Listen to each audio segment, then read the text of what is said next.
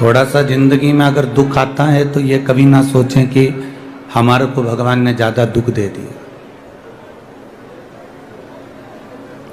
थोड़ी तकलीफें अगर जिंदगी में आए तो ये विचार ना करें कि भगवान ने हमको ज़्यादा तकलीफें दे दी। थोड़ा कष्ट जिंदगी में आए तो ऐसा विचार ना करें कि भगवान ने पूरा कष्ट हमको दे दिया। कभी घोड़े की रेस देखना, कभी घोड़े की रेस देखिएगा। घोड़े की जो रेस होती है उस पर जो घोड़े पर मालिक बैठा रहता है, घोड़े को नहीं मालूम रहता कि मुझे रेस में लाकर खड़ा करा। ये घोड़े को नहीं मालूम।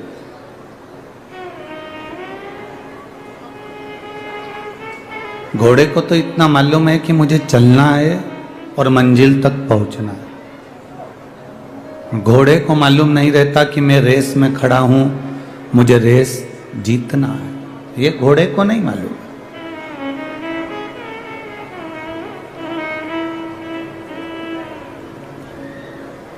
घोड़ा भागता है। क्यों भागता है? क्योंकि उस घोड़े पर जो घोड़े का मालिक बैठा रहता है वो घोड़े को कष्ट देता है।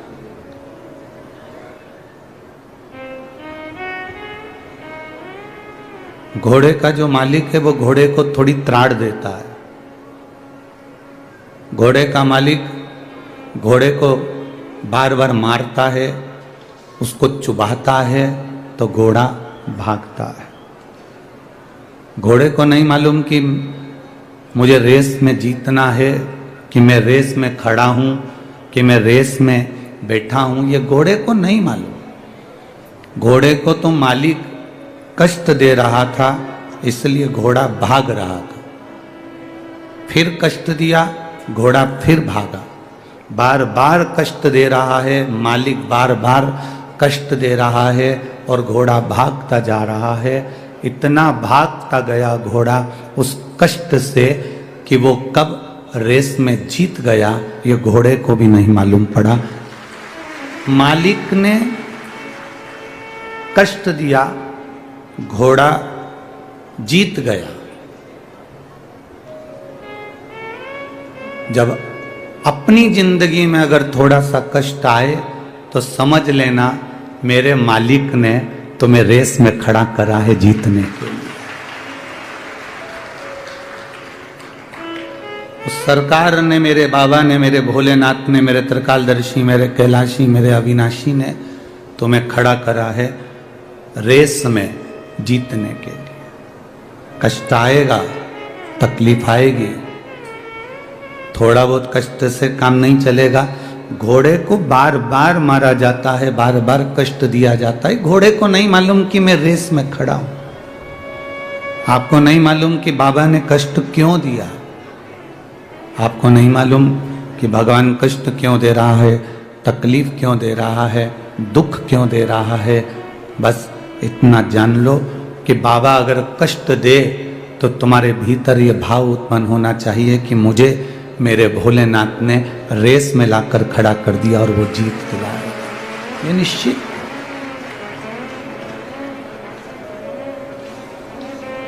कई बहुएं कह देती हैं गुरुजी हम बड़े दुखी हैं। कई बेटे कह देते हैं हम बड़े तकलीफ में, हम बड़े दुखी हैं। कई बेटा बेटी कह देते हैं हम तकलीफ में, हम कष्ट में, हमें दुख है, हमें तकलीफ है। तो तुम हिम्मत क्यों हारते हो? जब घर में तकलीफ आए, थोड़ा बहुत कर्जा भी बढ़ जाए, थोड़ी बहुत तकलीफें भी बढ़ जाए, थोड़ा बहुत कष्ट भी बढ़ जाए, थोड़ी बहुत तकलीफें अगर जिंदगी में आ भी जाए तो तुम ये भगवान को धन्यवाद देना कि तूने मुझे इस काबिल समझा कि मैं रेस जीत सकता हूं, इसलिए तूने मुझे कष्ट देना प्रारंभ करा। तकलीफें उसको मिलती है जो जिंदगी में कुछ अच्छा कर सकता है। जो जिंदगी में ऐश की जिंदगी जिया उसका इतिहास आज तक नहीं बढ़ा बोला गया है। जिसने अपनी जिंदगी में बहुत उन्नति के साथ में अपनी ऐश की जिंदगी जी, डनलप के गद्दे पर सोया, एसी के रूम में सोया, खूब पकवान खाए, बादाम काजू खाया, 4 व्हीलर गाड़ी से घूमा, एंजॉय करा, उसका इतिहास आज तक किसी ने नहीं दोहराया, उसका नाम आज तक किसी ने नहीं लिया। नाम उसी का चला है जिसने कष्ट में जिंदगी जी। राम जी ने 14 वर्ष वन भोगा, इसलिए राम जी का नाम चला। भगवान कृष्ण ने कारागार में जन्म लेकर कष्ट भोगा, इसलिए भगवान कृष्ण का नाम चला। अपने गोकुल से वृंदावन, वृंदावन से फिर द्वारका, फिर मथुरा, ये सब क्रम भगवान को जाना पड़ा।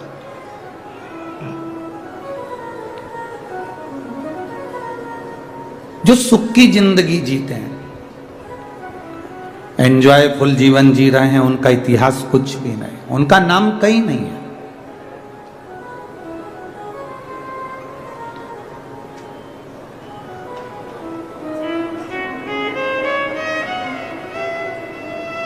ये कथा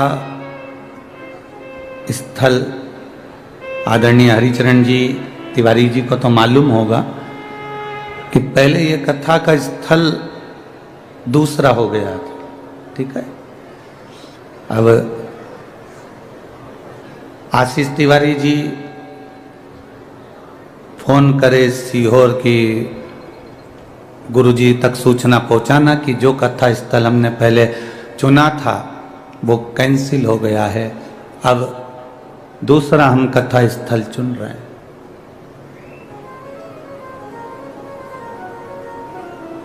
मैं आशीष तिवारी जी को धन्यवाद दूंगा जिनका विल पावर कमजोर नहीं हुआ। जब एक कथा स्थल अगर कैंसिल होता है तो दूसरा ढूंढने में समय लगता है, तो व्यक्ति अंदर से टूट जाता है, पर आप टूटे नहीं।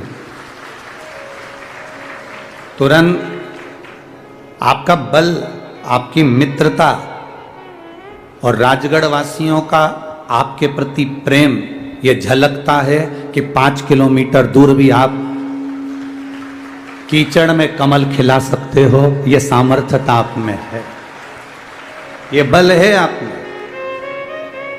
एक बेटी ने लिखा है आशीष जी आपके लिए, हमारे गुजरात में ये बेटी का नाम है हेमलता राठौर, केशव कुंज बिहारी कॉलोनी राजगढ़ की रहने वाली।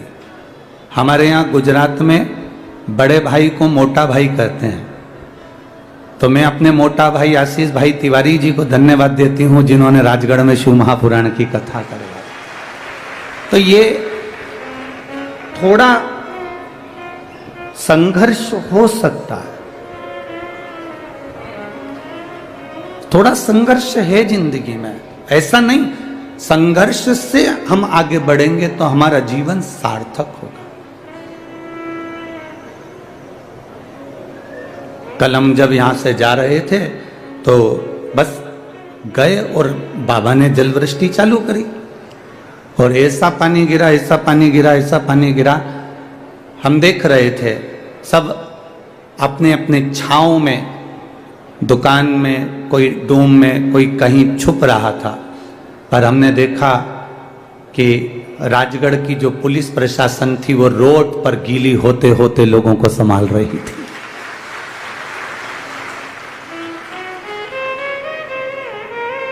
मैं धन्यवाद दूंगा यहाँ के कलेक्टर महोदय, एसपी महोदय, एसडीएम, सीएसपी, एसपी सभी को, नगर पालिका, नगर निगम को, जिन्होंने कदम से कदम मिलाकर इस कार्यक्रम को सफल बनाने का प्रयास किया।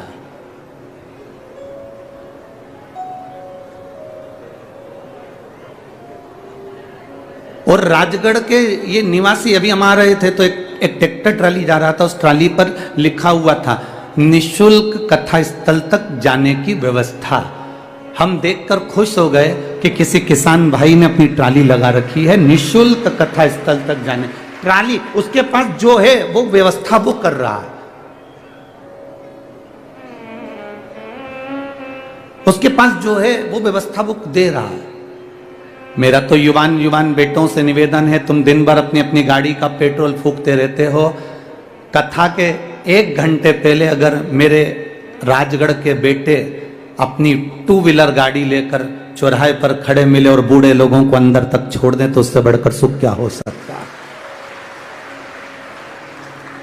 आप दिन भर भी तो गाड़ी चलाते हो, मन में ये सोचना कि मैं 100 रुपए का पेट्रोल डलवाऊंगा और जो बुजुर्ग जा रहा होगा उसको कथा स्थल तक पहुंचाऊंगा, और वापिस बुजुर्ग अगर शहर में जा रहा होगा तो उसको अपनी मोटरसाइकिल से वापिस अपने उस चौराहे तक पहुंचा। आप दिन भर भी तो गाड़ी चला रहे हो, आप ज्यादा सहयोग नहीं कर सकते पर इतना सहयोग जरूर करो। जैसे वो गांव का किसान आदमी ने अपना ट्रैक्टर ट्राली लगा दिया और उस पर लिख दिया निःशुल्क कथा स्थल तक जाने की व्यवस्था, और ध्यान देना जो परमात्मा के दरवाजे तक लाकर छोड़ देता है उसको भी भगवान एक उन्नति की सीढ़ी पर ले जाकर छोड़ देता है। वो साधारण नहीं हो सकता। आपका विश्वास, आपकी दृढ़ता, आपका भरोसा सहज ना हो।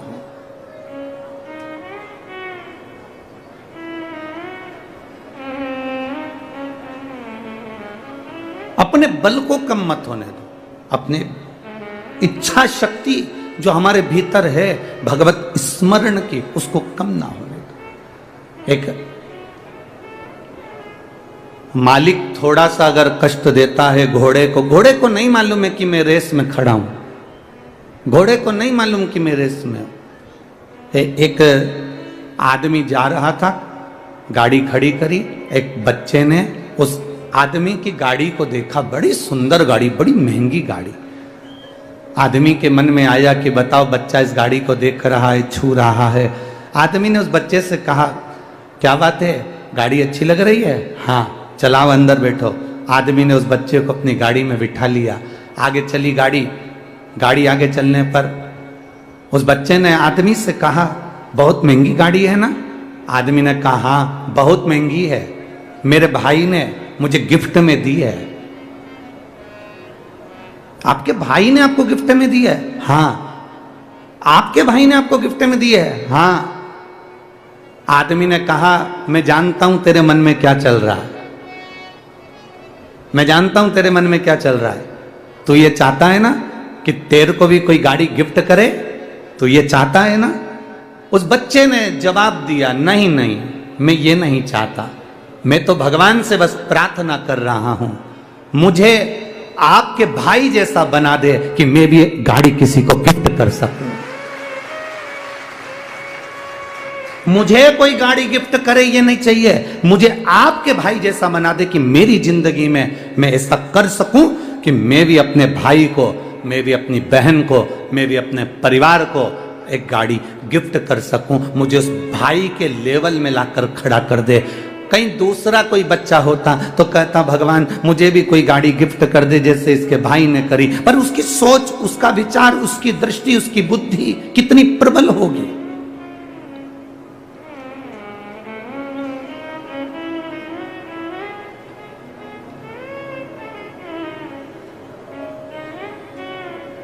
हम सोचते हैं, भगवान से प्रार्थना करते हैं भगवान ऐसा कुछ कर दो कि मैं, हे भगवान मुझे ये दे दो, हे भगवान मुझे दे दो। भगवान से कहना भगवान अगर देना तो तेरा साथ देना, तेरे चरणार विंद की रज देना, तेरे हस्त कमल का आशीर्वाद देना, और ऐसा बना देना जिंदगी में कि जब मौका मिले राजगढ़ क्षेत्र में कथा का तो मैं इन दोनों हाथों से लुटाती जाऊं। ऐसी कृपा मुझ पर कर देना, ऐसी दया मुझ पर कर देना जो जीवन में आप जैसी कृपा करते आए हो, कुबेरेश्वर देव, कुबेरेश्वर महादेव, कुबेर भंडारी, ऐसी कृपा मेरी जिंदगी में करना।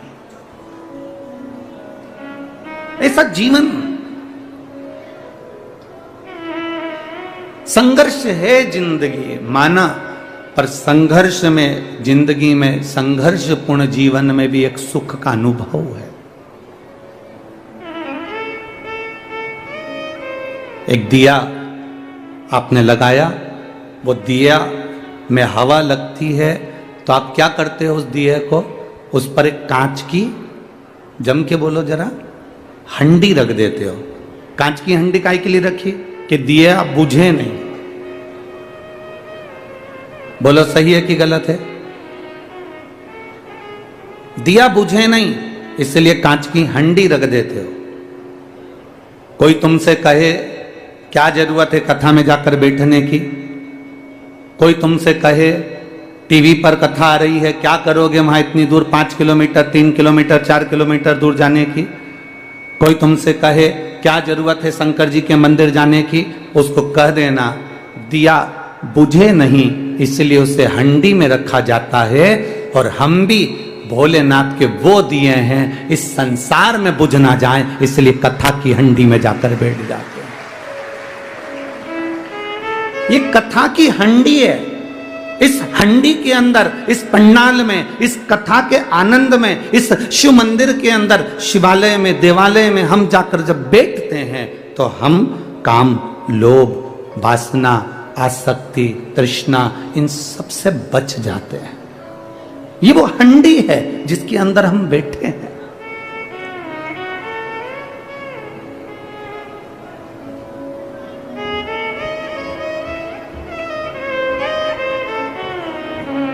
आज एक पत्र पढ़कर हमारी आंखों में भी आंसू आए। बड़ा विचित्र पत्र किसी ने सीहोर व्हाट्सएप पर भेजा।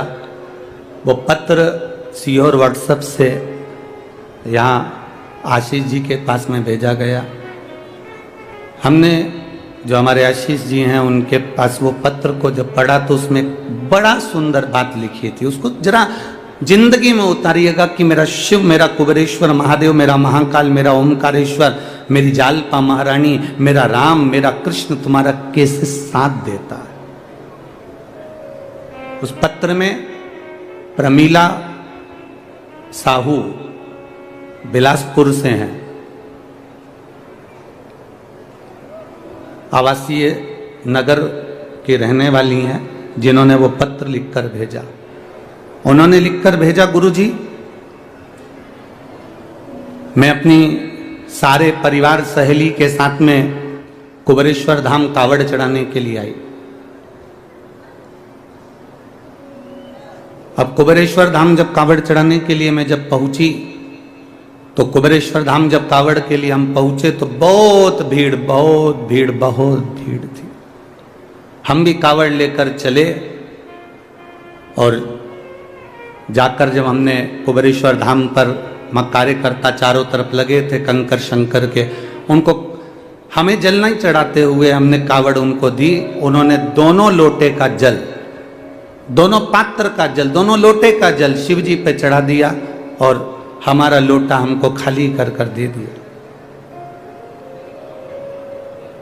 पत्र में लिखा था, मुझे बड़ा गुस्सा आया। प्रमीला साहू बिलासपुर, पत्र में लिखा उन्होंने, हमें बहुत गुस्सा आया, इतना गुस्सा आया कि हमने अपनी सहेली से कहा मैं 1200 रुपए खर्च कर कर एक तो यहां आई और 1200 रुपए खर्च कर कर पहुंची और इतना धक्का खाया। इतना धक्का खाने के बाद बाबा को जल चढ़ाया और जल चढ़ाने के बाद वो सीहोर वाला महाराज ने कहा था, गुरु जी ने कहा था कि एक लोटे का थोड़ा सा जल अपने घर लेकर जाना और उसको अपने परिंदे के पास, अंडे के पास एक कटोरी में उसको चढ़ाना था। पर मेरा तो पूरा जल वहां चढ़ गया, अब मेरे को जल नहीं मिला, मेरा तो 1200 रुपये खर्च हो गए। इतना मेहनत करी, इतनी दूर से आई, इतनी तकलीफ भोगी और इतना मेला ठेला में पहुंची, उसके बाद भी मुझे जल नहीं मिला। और वो गुस्सा होकर दोनों लोटे को वहीं पर पटक कर, गुरुजी मैं वहीं पर पटक कर और डंडा भी वहीं पटक कर और मैं स्टेशन चली गई। स्टेशन गई मेरी सहेलियों के साथ में अपनी गाड़ी में, ट्रेन में जिसका रिजर्वेशन करा के आई थी, बैठ गई। ट्रेन में जैसे ही चढ़े, चढ़ते से ही एक लड़का त्रिपुंड लगाया हुआ जिसके हाथ में एक झोला था, वो झोला देकर मेरे को कहता है, बहन जी इसको पकड़ लो, मैं 2 मिनट अपने लड़के को ऊपर चढ़ा लूं, फिर मैं ये झोला ले लेता हूं। वो झोला पकड़ा कर नीचे लड़के को लेने गया और वो आया ही नहीं और ट्रेन चल दी। अब वो झोले की चिंता, पहले से ही तो हम इतने परेशान, ऊपर से वो झोला दे गया।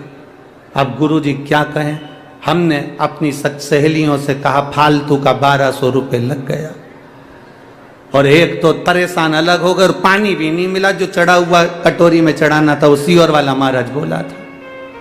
अब वो झोला पकड़ा कर, वो झोला लेकर गुरुजी हम बिलासपुर आ गए, और बिलासपुर में हमारे बच्चे लोग झोले को कहा माँ ये किसका लिया है, तो मैंने कहा देख ले उसका एड्रेस या कोई आईडी प्रूफ होगा तो भेज देंगे। जब झोले को खोला तो गुरुजी उसमें जय महाकाल लिखा हुआ एक लाल कपड़ा था, उसमें 1200 रुपये बंधे हुए थे, एक लोटे में पानी रखा हुआ था,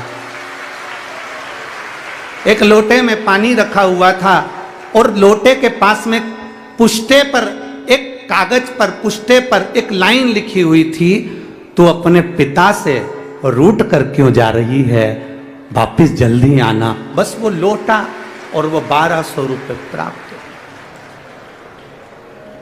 गुरुजी किसको मालूम कि मैं मेरे बाबा से रूठ कर जा रही थी, और मेरे बाबा ने जल भी दिया, और वो 1200 रुपये में बार बार बखानी थी, इसलिए 1200 रुपये मेरे बाबा ने वापस भेज दिए।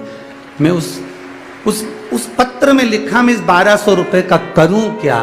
तो प्रमीला दीदी मेरा निवेदन है उस 1200 को तुम्हारे पास रखो, मेरे बाबा के धाम कुबेर भंडारी के दरवाजे पर आते हो ना, ये विचार कर कर आना कि हम हमारे पिता के घर जा रहे हैं, और पिता कभी खाली नहीं छोड़ता, बाप पिता कभी खाली नहीं छोड़ता। एक पत्र आया है जिस बहन के घर में 23 साल तक औलाद नहीं हुई, सारे डॉक्टरों को दिखाने के बाद, सबसे निवेदन करने के बाद, सबसे प्रार्थना करने के बाद हार गई, तब उसके मोहल्ले के लोग भी उसको ताना देने लगे। वो अपने परिवार से, अपने पति से केवल इतना बोली कि मुझे कुबेरेश्वर धाम तक ले चलो, मेरा विश्वास करता है एक बार अगर कुबेरेश्वर जाऊंगी तो मेरी झोली भरा जाएगी। पति ने कहा इतने बड़े बड़े डॉक्टर हो गए, सबकी गोदी भरवा ली, ना जाने कहां कहां गोदी भरवा किया, नारियल का ढेर लगा घर के अंदर, और तू कह रही है कुबेरेश्वर चलो। चलो तुम चलो तो सही एक बार। पति को लेकर कुबेरेश्वर धाम गई, और बाबा से प्रार्थना कर कर जब वापिस आई,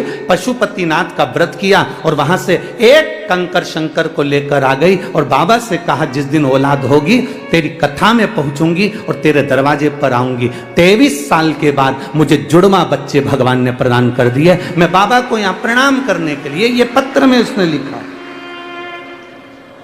कविता रवि साहू खिलचीपुर राजगढ़ से आई, कहीं बैठी हैं? कविता रवि साहू खिलचीपुर राजगढ़।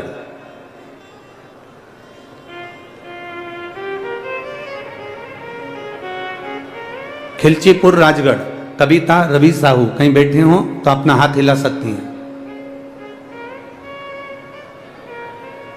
कविता रवि साहू खिलचीपुर राजगढ़ से आई हैं। गुरुदेव, मैं कविता रवि साहू खिलचीपुर राजगढ़, 6 मई 2017 को शादी हुई थी, सबको दिखाया, सब इलाज करवाया, नहीं हुआ, तब इनसे कहकर बाबा के चरणों में पहुंची, और बाबा ने मुझे जुड़वा बच्चे दिए जिसके फोटो मैं लगा रही हूं। आप टीवी पर उन बच्चों के फोटो भी देख सकते हैं जिनके फोटो में लगा। दिखें क्या? अच्छा पीछे हैं क्या ज्यादा? ठीक है। शिव तत्व इसी को कहते हैं। इसको थोड़ा खाली न जाता कोई दर से तुम्हारे, ऐसी खाली न जाता कोई दर से तुम्हारे, मैं भी खड़ा हूँ बाहें पसारे, अपने हृदय से लगा लो, गिरा जा रहा हूँ, उठा लो,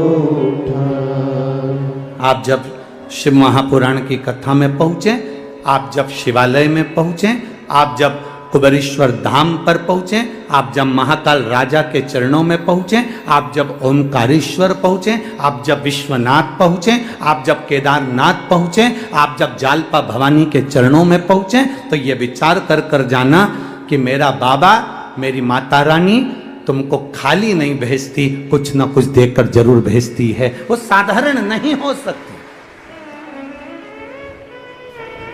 उसकी भक्ति साधारण नहीं हो सकती, उसका विश्वास साधारण नहीं हो सकता, उसकी दृढ़ता साधारण नहीं हो सकती।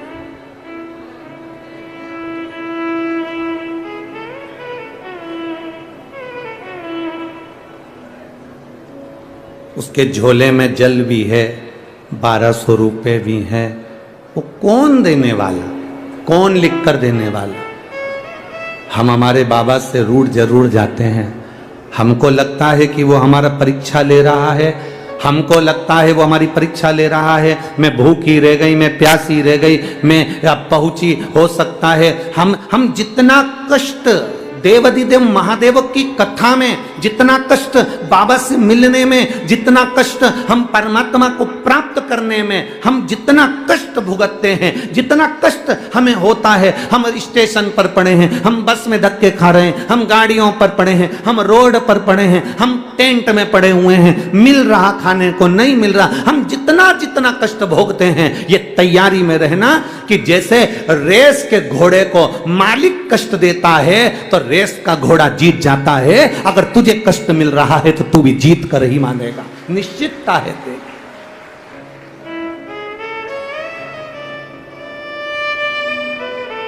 अगर मिल गया थोड़ा कष्ट, मिल गया थोड़ा कष्ट, अगर मिल भी रहा है तो यह अनुभव करें कि कुछ ना कुछ अच्छा करने वाला है। दुनिया के लोग रंग बदलते हैं, दुनिया के लोग रंग बदलते हैं, और मेरा कुबेरेश्वर महादेव वक्त बदलता है, साधारण नहीं है शिव। लोग रंग बदलते हैं, मेरा वैद्यनाथ, मेरा महाकाल राजा, मेरा विश्वनाथ, मेरा कुबेरेश्वर बाबा, कुबेर भंडारी कब वक्त बदल दे इसका कोई भरोसा नहीं, इसका कोई भरोसा। शंभु शरणे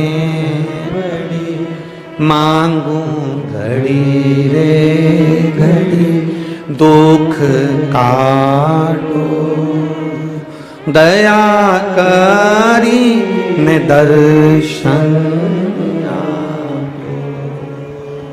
ये शिव तत्व की प्राप्ति अपने भीतर करिए। हमें कष्ट से डरना नहीं, हमें कष्ट से लड़ना है। मरना किसी चीज का हल नहीं है। कोई ने अपशब्द कह दिया, आपने सोचा मेरी जिंदगी बेकार हो गई, मैं मर जाऊं तो अच्छा। कर्जा हो गया, तुमने सोचा मेरा जीवन बेकार हो गया, मर जाऊं तो अच्छा। फसल अच्छी नहीं आई, कर्जा बढ़ गया, मैं मर जाऊं तो अच्छा। तक कष्ट आया तो तुमने मरने का विचार करा, मरने का प्लान करा। कष्ट आए, तकलीफ आए, दुख आए, कुछ कष्ट जीवन में आए, मरने का प्लान मत करना, शिव नाम जपने का प्लान करना, तो वो नैया पार कर सकता है। शंकर को जपिए, शंकर को भजिए। तुम राम नाम, कृष्ण नाम, शिव नाम जो तुम जप सकते हो, जो तुम्हारे भीतर उमंग उत्पन्न करा कर दे, जो तुम्हारे भीतर से निकलता रहे। आप में कई माताएं ऐसी बैठी हुई हैं, आप में कई लोग ऐसे बैठे हुए हैं जो सुबह से उठते हैं तो मुंह पर श्री शिवाय नमस्तुभ्यम आ जाता है। काम करते करते उसके मुख से निकलता रहता है श्री शिवाय नमस्तुभ्यम, श्री शिवाय नमस्तुभ्यम। मंदिर जा रही है, श्री शिवाय नमस्तुभ्यम। कहीं काम कर रही है, श्री शिवाय नमस्तु। कई लोग आप में ऐसे बैठे हुए हैं जिनके मुख पर गुणगान चलता रहता है। सुबह उठे तो गुणगान, रात को सोए तो गुणगान। उसके भीतर कथा के प्रति इतना रुझान हो गया कि शंकर का नाम उसके मुख से निकलता रहता है। ओम नमः शिवाय, नमः शिवाय, राम नाम, कृष्ण नाम, शिव नाम उसके भीतर अपने आप घट की जिह्वा से निकलता रहता है। उसको वो नहीं चाहती कि मेरे मुंह से नाम निकले, तो भी वो नाम अपने आप निकल रहा है। मतलब शंकर भगवान उसको याद करना प्रारंभ कर दिए, इसलिए अपने आप श्री शिवाय नमस्तुभ्यम मुख से निकलना प्रारंभ हो गया। शिव याद कर रहे हैं उसको। भगवान देवादिदेव महादेव याद कर रहे हैं उसको, इसलिए शिव नाम मुख से निकल रहा।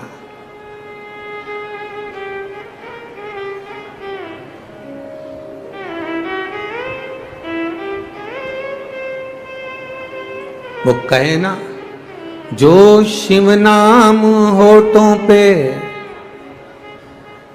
अरे चढ़ गया रे, तो समझो ये जीवन सवर गया रे, तो समझो ये जीवन सवर गया रे। मन को बना ले शिव का शिवालय, मन को बना ले तू शिव का शिवालय, संग में चलेगा तेरे वो डमरू वाला, संग में चलेगा तेरे वो डमरू वाला। शिव को ही हृदय बिठा लो रे, ये शंकर हमारे भीतर विराजमान हो, शिव हमारे भीतर नस नस में रोम रोम में समाहित हो।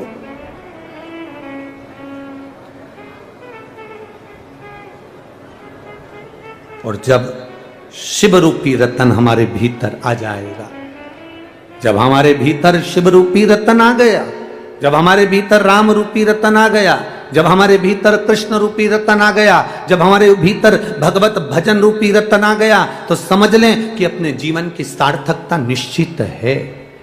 कष्ट हो सकता है जीवन में, कष्ट आ सकता है जीवन में, पर उसको निपटाने का, उसको समाप्त करने का तरीका केवल भगवत भजन ही है, केवल प्रभु का नाम ही है।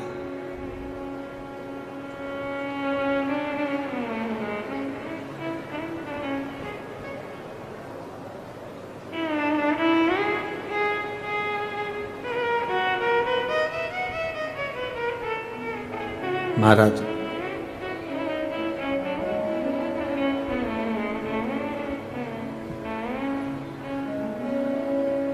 बड़ी दूर किनारा है, बड़ी दूर किनारा है, कश्ती भी पुरानी है, भोले बाबा सुन भी लो ये मेरी कहानी है, बड़ी दूर किनारा है, कश्ती भी पुरानी है, भोले बाबा सुन भी लो ये मेरी कहानी है। ये मानव का जो शरीर है कब डूब जाए, कब समाप्त हो जाए, किसको मालूम? वो कब आवाज लगा देगा, हमें जाना पड़ सकता है, कब पुकार लेगा, हमें जाना पड़ सकता है।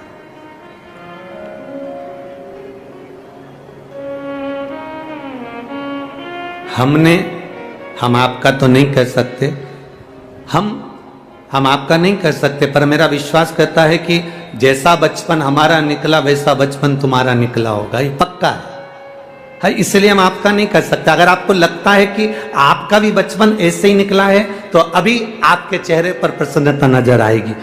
हमारा जो बचपन निकला, हमारे घर के पास में जब कोई मकान बनता था, दुकान बनती थी, तो बहुत सारी रेत पटक जाते थे, बालू रेत, और बालू रेत पटक जाते थे और बालू रेत पटक देते, तो हमारे जितने भी मित्र दोस्त होते थे छोटे छोटे, सब एक साथ मिलके रेत के ढेर पे खेलते थे। वो भगाता था फिर भी हम खेलते थे। अब भगाता खेलते, अपना अपना एरिया बांध लेते, इतनी मेरी जगह, तो उंगली से हम पूरा गोला बना देते थे, ये मेरी जगह है, और फिर उस रेत में हाथ डाल के धीरे धीरे से खोदते खोदते खोदते खोदते उसमें एक मकान बना लेते थे। मकान बनाते फिर कोई दूसरा भी मकान बनाता। ये हमारी कह रहे हैं, और मुझे लगता है आपने भी रेत के ढेर पर मकान बनाया ही होगा, ये निश्चित है। आपने भी बनाया हो, ये निश्चित था। रेत के ढेर पर थोड़ा थोड़ा सा रेत निकाल के मकान बना लिया। अब मकान बना रहे थे, अच्छे से खेल रहे थे, आराम से मकान बना रहे, अच्छे से रह रहे। उधर वाला उधर मकान बना रहा, इधर वाला इधर मकान बना रहा, और सब आराम से खेल रहे थे। मकान पूरा कंप्लीट हो गया, उसमें छोटे छोटे से पत्थर उठा के उसमें रख भी दिए, थोड़ा थोड़ा सा पेड़ पौधा भी रख दिया, थोड़ा थोड़ा सा सामान भी रख दिया। मकान कंप्लीट हुआ, सब कुछ रख दिया। और थोड़ी देर के बाद, 1-1.5 घंटे के बाद हमारी अम्मा चिल्लाई, छोरा जल्दी आ, चल रोटी खा। और जो मां ने आवाज लगाई, और तुरंत वो बना हुआ पूरा मकान, पूरी प्रॉपर्टी जो इतने दिल से बनाई थी, एक आवाज में छोड़कर जाना पड़ी। बस यही कथा हमारी जिंदगी की है। वो आवाज लगाएगा, सब छोड़कर जाना पड़ जाएगा। ये जो बचपन की कथा है, ये हमारी जिंदगी की कथा है।